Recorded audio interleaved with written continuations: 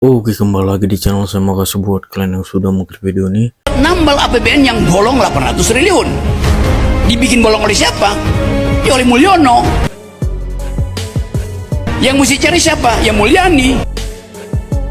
Akibatnya Mulyani, Sri Mulyani jadi SPG-nya Mulyono. Kenyataannya begitu. Karena minjem itu mesti ada personal garanti. Udah kayak perusahaan swasta. Karena Bank Dunia, lender internasional akan tanya, siapa yang menggaranti bahwa ini akan balik? Ya orang cari menteri keuanganmu siapa?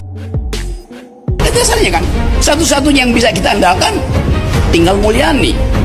Karena Mulyono udah pulang kampung. Ruang fiskal kita terbatas. Baik. Sementara kita tidak ingin nambah hutang. Ya. Kami melihat problemnya bukan kepada nominalnya, tapi prosentasenya. Ya, setuju. Dan itu artinya kalau kita bicara tentang hutang, maka rasio utang publik kepada PDB kita yang sekarang 39% itu didorong bisa menjadi maksimal 30% dengan cara PDB-nya yang digedein. Oke. Kalau PDB-nya digedein, otomatis prosentasenya akan turun, tapi not the nominal itself. Government harus balance budget atau enggak? Enggak. Kenapa kok enggak? Sini.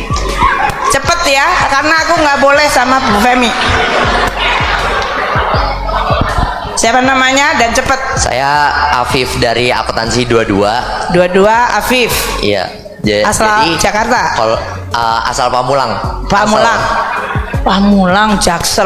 Waduh. Tangsel, ya. Oh, Tangsel. Ya wis. Menurut saya itu semua Jakarta.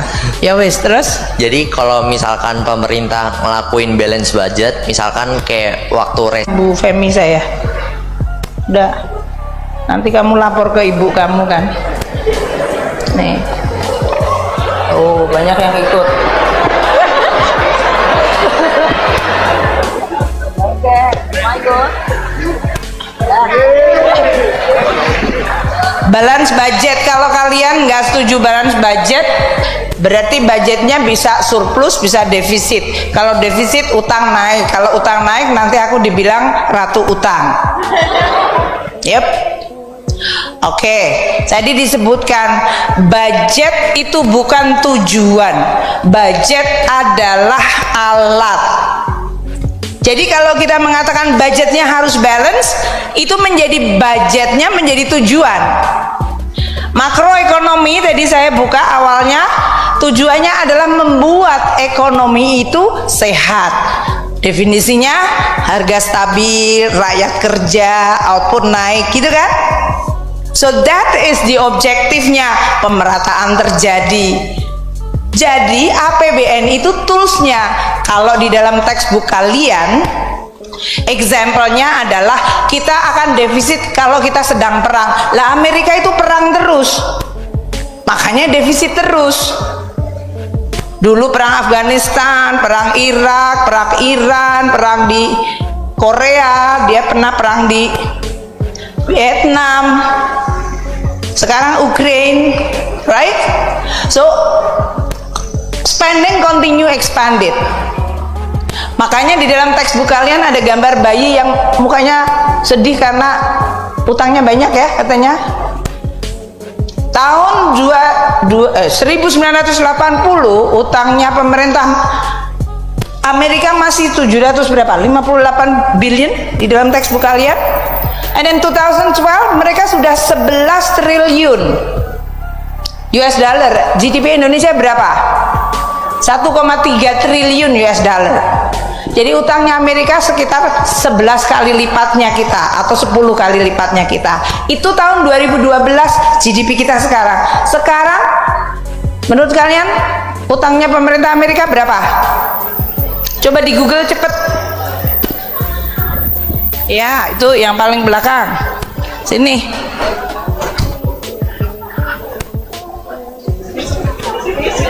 Ya udah, kamu situ aja, saya ke situ. Berapa utangnya Amerika di Google? Ya. 31.8 trillion US dollar. 31.8 trillion US dollar. Only within 10 years since 11 trillion US dollar, correct? Nama kamu siapa? Miranda. Miranda dari Manajemen 22. Angkatan 22. Oke. Mau foto sini. Miranda.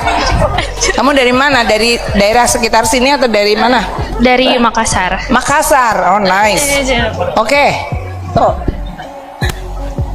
1, 2, 3. Dah. Kamu bisa mau sama-sama. Boleh bareng. Boleh sip. Boleh nggak? Miranda dan kawan-kawan. Iya loh.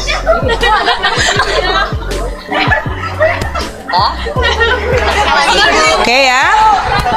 Jadi bayangkan Amerika dalam waktu 10 tahun naik dari 11 triliun US dollar ke 30 berapa tadi Miranda?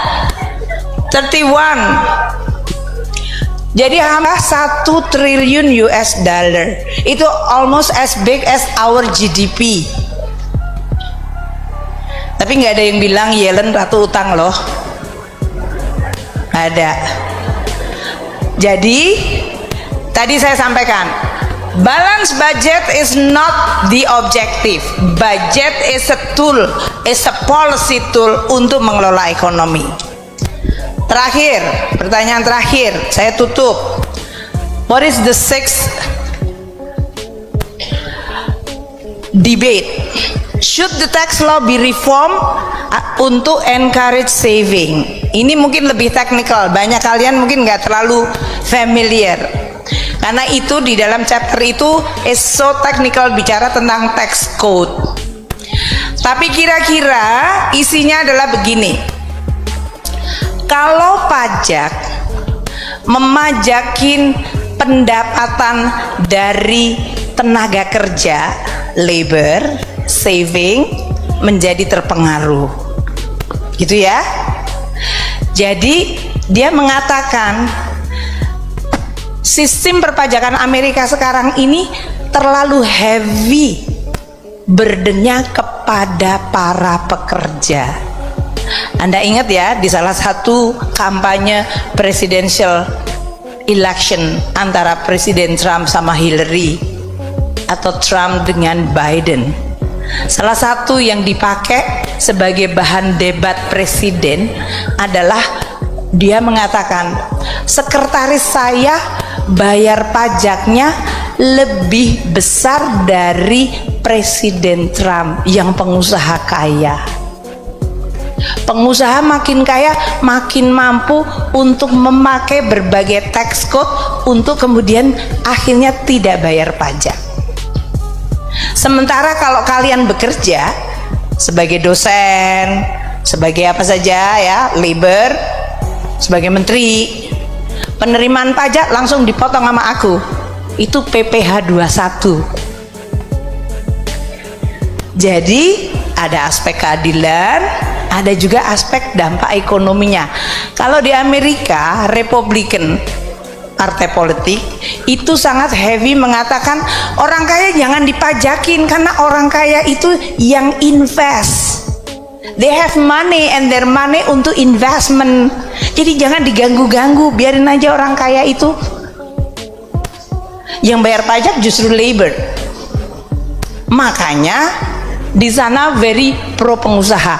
Kalian nanti kalau pemilihan presiden banyak debat presiden dan yang lain-lain, kalian nggak boleh emosi ya. Ini all about politik dan policy. It's all about option dan choices.